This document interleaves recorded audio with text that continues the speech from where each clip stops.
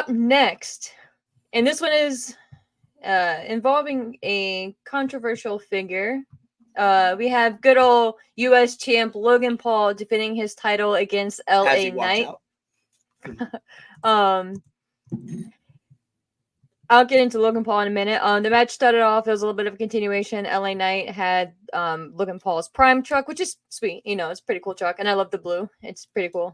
He smashed the side window. Logan Paul was pissed. Logan Paul had already made his way out, so he was chilling in the ring waiting. He's obviously from, I don't know if it's Cleveland specifically, but he's from Ohio, so he's from the area. Westlake, and I looked it up. It's west of Cleveland. It's about. Okay.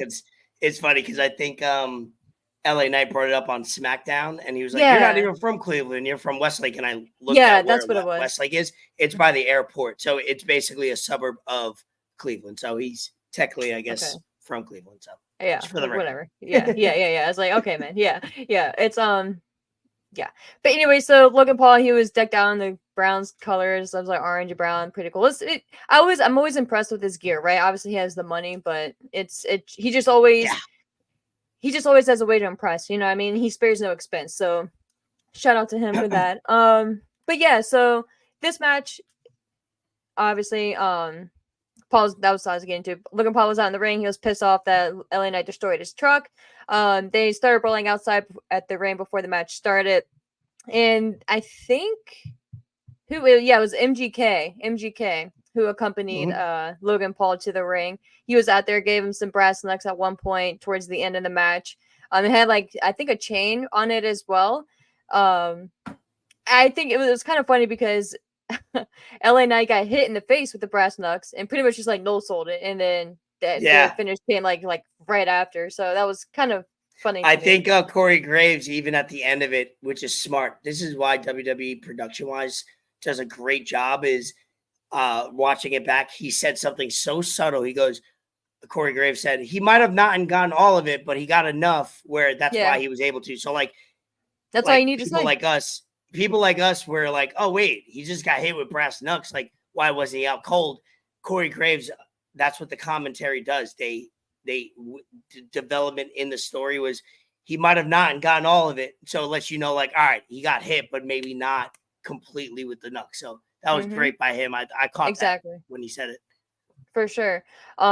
I mean, to me, it's a no-brainer. The moment of the match was that springboard moonsault that he did, and the way he executed it. The way that you have to see. I'm gonna see if I can pull it up here. The way he hit it, it was just so. He was inside the ring. He pretty much pulled himself, jumped to the top rope, but as he was jumping, he turned. So his back is facing the Titantron where LA Knight was at ringside on the floor standing. And he just turns in midair and hits a moonsault. So the precision, the skill, the athleticism that it takes to not only hoist yourself up from the ground, land and balance yourself on the top rope, but to turn. But before you do that and pretty much not even see where you're landing on the top rope and to execute the moonsault, I was just like, what? You almost expect that shit out of Ricochet, your Ricochets and wrestlers of that nature. But even then it's like, wow, but to see him hit it like it was nothing, I was just like, my God, dude. Again, I just fast forwarded just now to get it. And it's I'm better than I thought every time I watch it. So there's a spot he actually has a post of it on his probably pull it up there. It's probably better than to do it on. It's funny because when I'm watching it now live, and LA Knight checked on him just to make sure he was okay because I think he landed very on his legs and he could have and he almost overshot it too. Yeah, he almost overshot it but that's just it just shows he could have if LA Knight was 2 feet back, he still would have hit it almost even more spot on. But this is him practicing. It was just I saw this, I was like, bro. Oh, I didn't see this. Wow, what a great edit, right? It's just a thing of beauty, man. Holy shit! I can't Shout out get over to his production team for editing it because that's awesome. That is spot on angle wise. Yeah. How'd that even happen? Yeah. So yeah, say what you want about Logan Paul as a human being, his political views, whatever. Not gonna get into that because We we would be here for like a whole another hour. could have another Um, podcast on Enter the Lab about for that. for sure. But yeah, dude, I don't have to agree with someone 100% to have respect for Oh, them and to appreciate their talents, and that's kind of where I'm at with Logan. Again, I don't even disagree with maybe the majority of his views. We're different people, sure, but like it's just one of those things, you know what I mean? But I think he's fucking amazing. I think we are lucky to have him in wrestling. I honestly wish we had him more in wrestling. As crazy as that may say or sound, rather. I don't know. Like to me, he has. I don't know. I don't want to get into too many specifics, but I appreciate what he's done. I appreciate the respect and the seriousness that he takes for wrestling. He puts into the wrestling business. He could very easily have been one of those celebrities that just half-assed it, came in and just did a couple moves, hit a couple suplexes, hit a splash, and used his name to really just cash in. But he oh, did it. He put in the work. You watching it, so?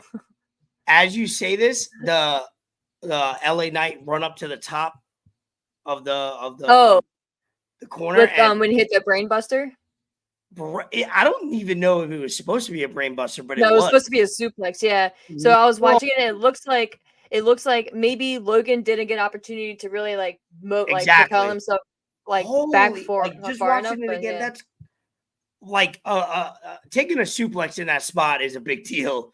Let alone a brain. Yeah, he didn't get complete. Yeah, he stayed. He stayed crouched. He didn't open yeah, up his he legs didn't to expand fully. farther. Yeah, And man, and that's another spot that they checked up on him, making sure he was all right.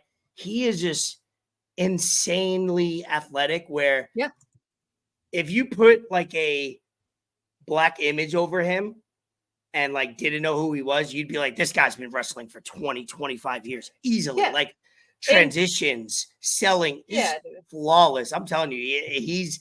I went from 1 year ago today, probably being like, I would mix up who's Logan Paul, who's Jake Paul. I always mix Mm-hmm. up the names on Mm-hmm. my podcast to completely all in on what he.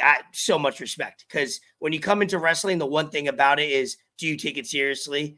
Hence the Goldberg thing that we just talked about, because these people live, die, they in the indies, LA Knight's 41 years old and he Been doing just this for got his 20 first years. title. 20 So years, bro. this is a perfect example for somebody that's doing it for 20 years versus somebody that's been doing it for 2.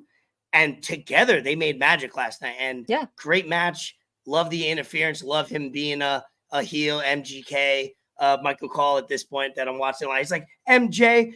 And then Pat McAfee's like, MGK Cole, like just correcting it. I Yeah. thought that was, he didn't even try to do it, but it was like perfect. Yeah. Love that. It was great. It was a typical Logan Paul brass knuckles. I thought they did well on it, and then boom, the finish happened. And yeah, LA Knight needed a title, needed something Yeah. major to happen. We've been building this up for 6-8 months now, and glad it paid off. So this is his first title reign. Hopefully, it won't be his last. For sure, dude.